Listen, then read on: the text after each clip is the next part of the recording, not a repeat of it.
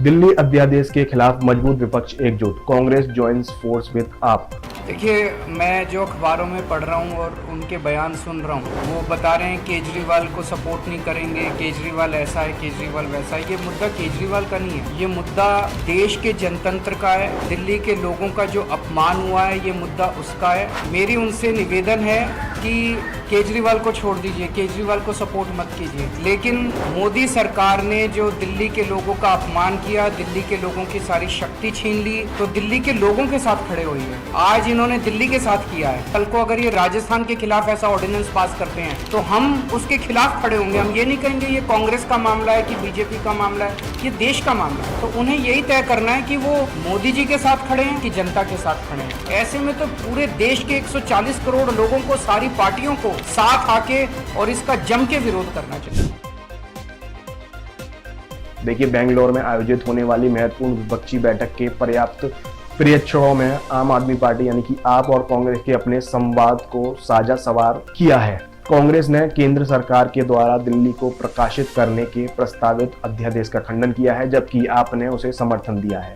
इस महत्वपूर्ण घटना का महत्व संवाद और संगठन की दिशा में है। जैसे कि विपक्षी दलें 2024 के लोकसभा चुनाव में सत्ताधारी भाजपा के खिलाफ एक एकीकृत मोर्चा बनाने की कोशिश कर रही है, वहीं कांग्रेस ने दिल्ली के शासन को लेकर अपने पक्ष को प्रस्तुत किया है और आपके समर्थन का व्यक्त किया है।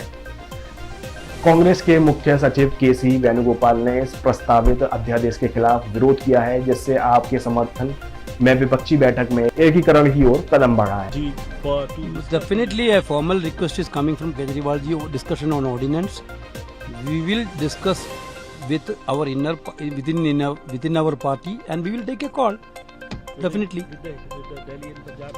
Definitely, because we will have to discuss with our Punjab and Delhi unit people also. Definitely. But we will take a final call. Our broader interest is to oppose, protest against the dictatorial attitude of Narendra Modi government.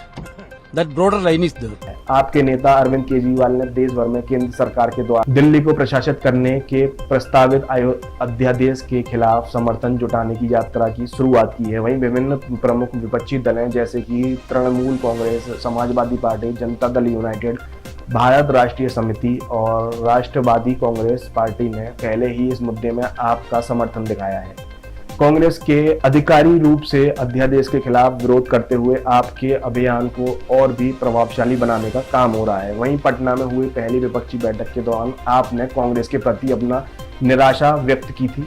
इससे आपके भविष्य की बैठक में कांग्रेस की भागीदारी को मजबूती मिली।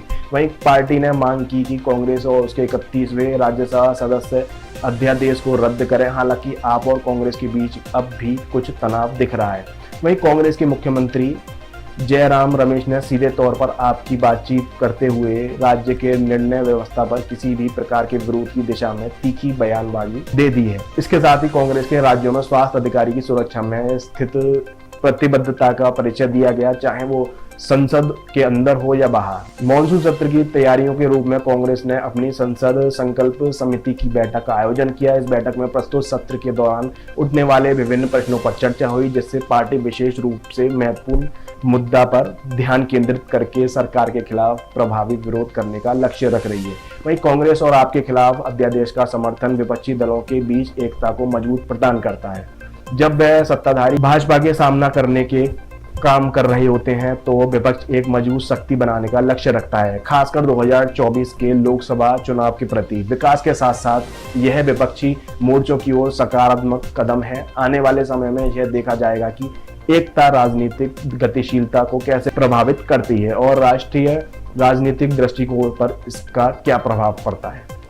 आपके नेता अरविंद केजरीवाल ने देश भर के अध्यादेश के खिलाफ समर्थन जुटाने की यात्रा शुरू की है, जिससे पहले से ही कुछ बड़े विपक्षी दलों का समर्थन मिल रहा है। क्या यात्रा के दौरान इसका क्या प्रभाव होगा और आने वाले समय में इसका राजनीतिक पहलू क्या हो सकता है? अगर आपको पता है तो कमेंट बॉक्स करके जरूर बताएं। Thank you. आज का दिन भारत के इतिहास में एक तरह से भारतीय जनतंत्र के लिए काला दिन साबित हुआ। दिल्ली के लोगों को गुलाम बनाने वाला बिल पास कर दिया गया। जब हमारा देश आज़ाद हुआ तो हमने संविधान बनाया और संविधान में हमने लिखा कि चुनाव होंगे, लोग अपनी सरकार चुनेंगे और जो सरकार चुनेंगे उस सरकार को लोगों के लिए काम करने की सारी शक्तियां होंगी। प्रधानमंत्री मोदी जी ने दिल्ली के लोगों की आज़ादी छीन ली। उन्होंने 1935 वाला अंग्रेज़ों का कानून बनाया है कि दिल्ली के लोग, चुनाव तो होंगे दिल्ली में, दिल्ली के लोग अपनी सरकार तो चुनेंगे, लेकिन उस सरकार को काम करने की कोई भी शक्ति नहीं होगी।